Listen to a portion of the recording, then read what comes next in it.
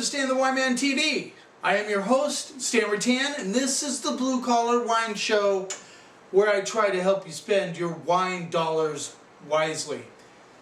We are continuing on with celebrating Washington Wine Month. August and March are Washington Wine Month, and since I live in this great wine producing state, which is now the second largest producing wine state in the United States, and let me tell you, the discrepancy between Washington and Cali is huge. Cali, of course, does millions of gallons of wine compared to the hundreds of thousands for Washington State.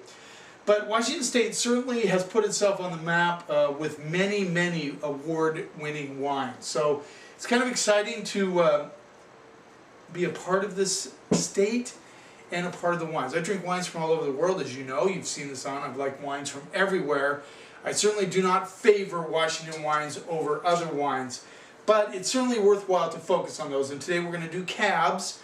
We've done Merlot. The last episode was Merlot. We've done some other things during that, and I'm hoping to get some of the more diverse wines that Washington produces. Because as I've talked about many times, over and over again, Washington State is a very diversified state when it comes to wine production. They can produce many, many different varietals of wine, and they all turn out really well. The only exceptions are probably Zinfandel. There's only a couple of producers of Zinfandel in the state.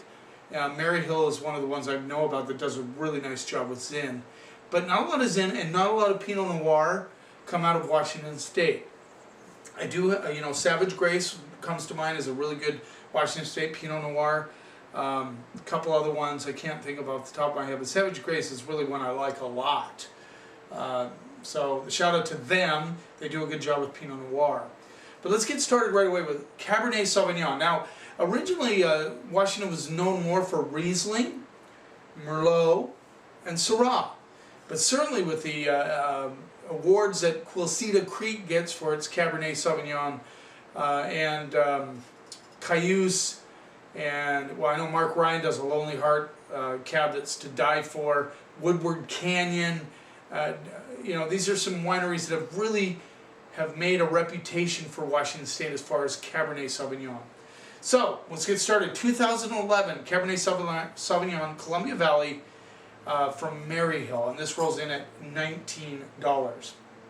The amazing thing is, I was thinking about this, like Lonely Heart cab from Mark Ryan Winery. Mark McNeely, the winemaker, goes for $80, and you think, wow, that's a lot of money. And it is, don't get me wrong, that is a lot of money. But then you think about it, some of the cabs coming out of Napa are well over $100 for the same quality. So really, Washington has some great values. Even though they're expensive, they're not nearly as much as some of the ones coming out of Cali, Napa Valley, and I think the quality is definitely equal to what you're getting out of there. Let's see what we get on the nose. A lot of cherries, a lot of red currants. Get a little tobacco and just a hint, a little bit of stink action coming through on the back end. I'm also getting some interesting spices, like cigar box and a little bit of baking spice coming through. But the fruit pops out, and it's more the red cherry, red currant, with a little undertow of black fruit. Let's see what we get on the palate.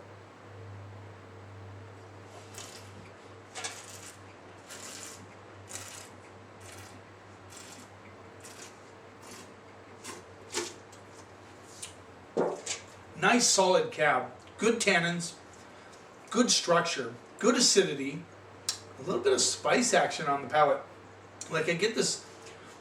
The spices, I wish I could put my finger on it, maybe cardamom, a little bit of black pepper, white pepper coming through, and the red fruit is really prominent. I think it's definitely in the kind of the, not full-on red cherries, but leaning towards the red cherry side. A lot of currants.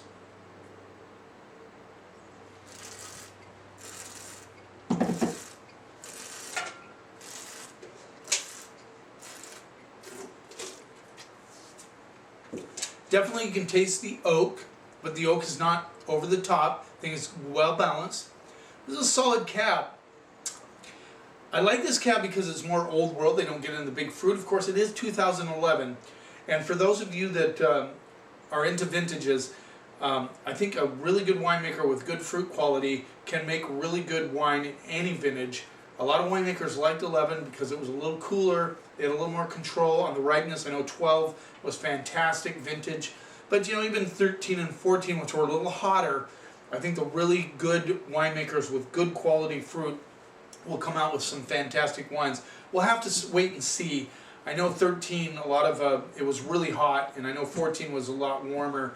But I had some winemakers tell me that 14 is going to be good. I've had some winemakers say not so much. Wearing the Seahawks jersey, you know, preseason starts this Friday. First game for the Seahawks, Blue Friday. I'm excited about that. I mean, you know, there's a lot of good things going on. The golf major starts tomorrow, the last big major for golf. So there's a lot to look forward to in the sporting world. But football season is very exciting. I hope the Seahawks, I'm really looking forward to seeing the Seahawks make a push for the Super Bowl again. And not too many teams have gone there 3 years in a row.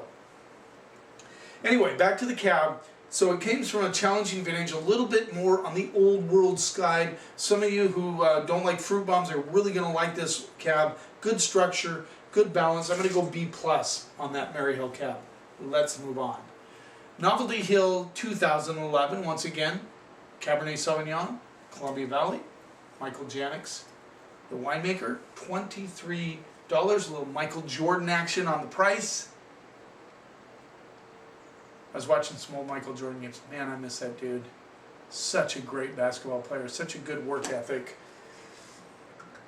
You know, I know there's LeBron James. I know we had Kobe Bryant, but just really, you could. I'm hoping another Michael Jordan comes along. I really am.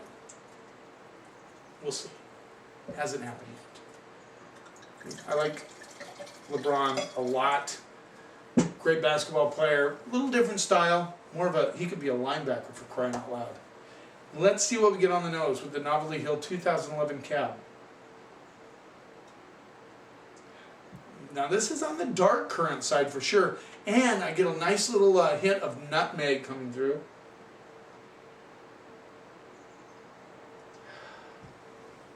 This almost goes bending toward the raisin side, not in a bad way, don't get me wrong. Kind of like you just got a whiff of that sun-made raisin box. Definitely tobacco. This is big time tobacco. And for guys that are, I still can't believe a prominent wine critic, I won't mention his name, I don't want to pick on anybody in particular, living by the airport, said you can't get tobacco out of aromatics. You certainly can. Especially pipe tobacco, it is there. So mostly ripe currants, a little tobacco, a little bit of red flowers coming through. I like the nose on this quite a bit. It's very expressive. Let's see what we get on the palate.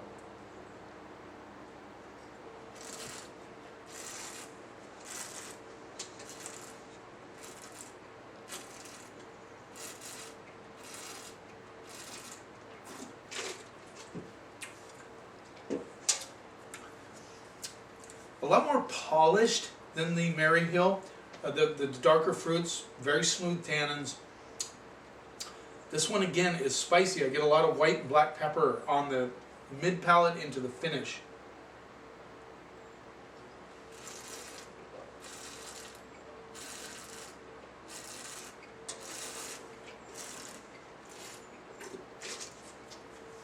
It's interesting. The tobacco element comes through. Then it gets a little bit like a little harsh. Gets a little harsh on the finish, like it's almost turns like, almost goes to charcoal on the finish, which is kind of interesting.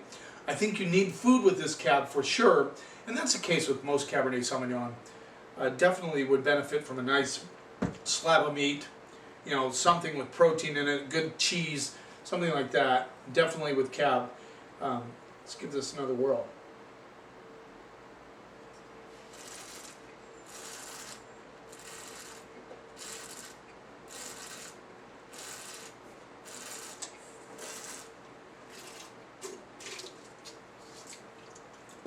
Again, I think the vintage makes this lean towards more old world style, although I get a little bit more dark fruit, a little more polished fruit up front.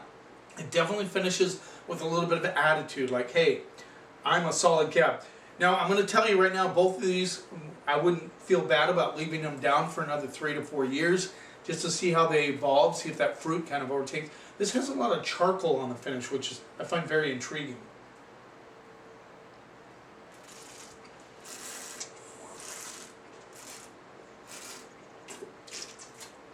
Yeah, the fruit's really fighting with the tobacco.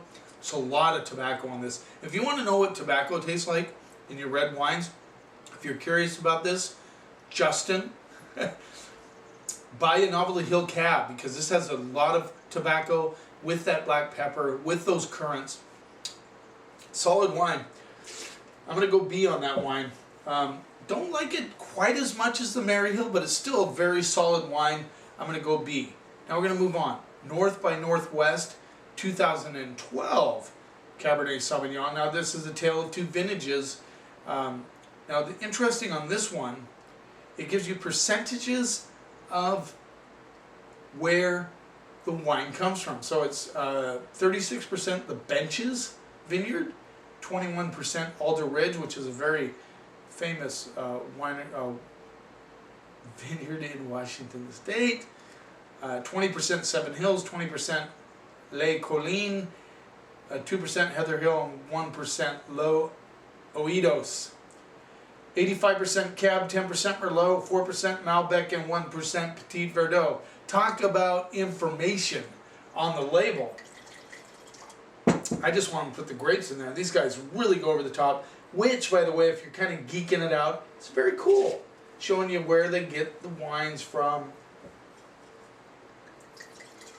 how the percentages are. So it's 85% Cab. So in the United States, all you have to do is use 75% of the varietal to call that.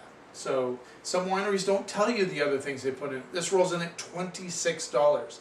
So it's kind of cool when they show you, they add some other things like the 10% Merlot, 4% Malbec. Very interesting.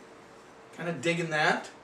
Let's do a close-up for you. North by Northwest. We did the red blend in just not too long ago in an episode. So there you go. North by Northwest, $26. Let's see what we get on the nose.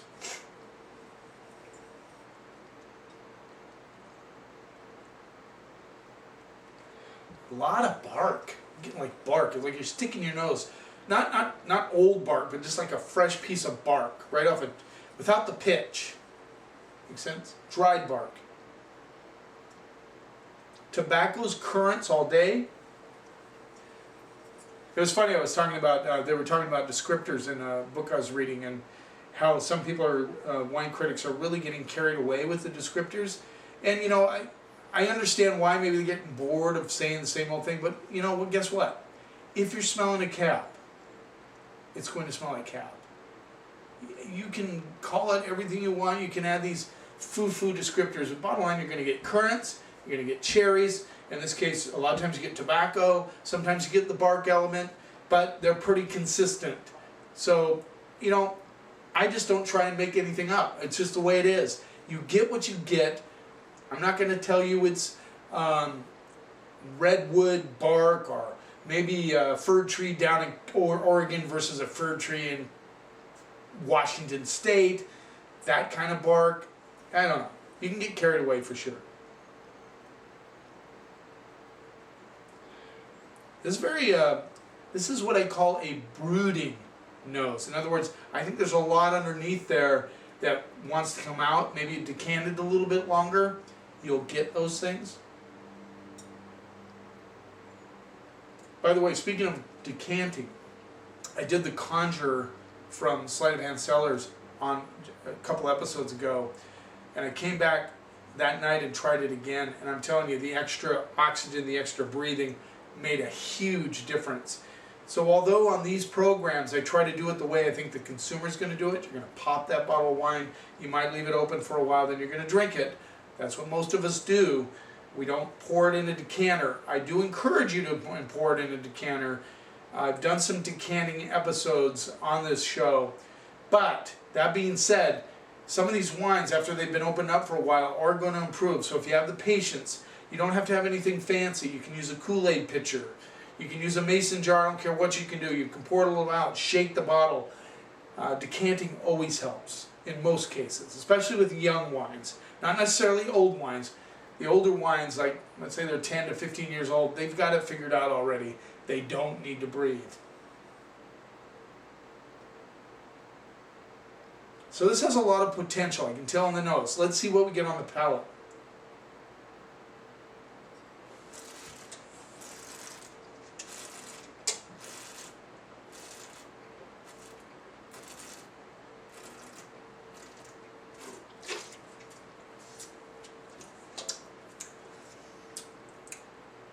A lot more fruit on this wine, but not over the top. Great balance, start to back.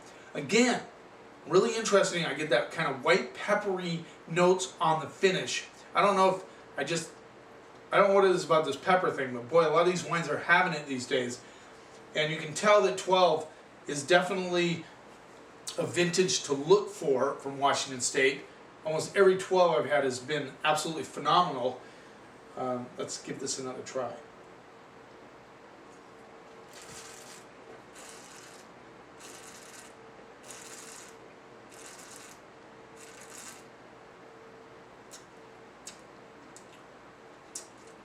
Man, serious grip on the back end. Serious grip. Good tannins, good structure, good acidity. I get that kind of currants blended with bark. The bark is all day. Now I'm talking dry bark. Is with that wine. Amazing. A little bit of leather too, which I find very intriguing.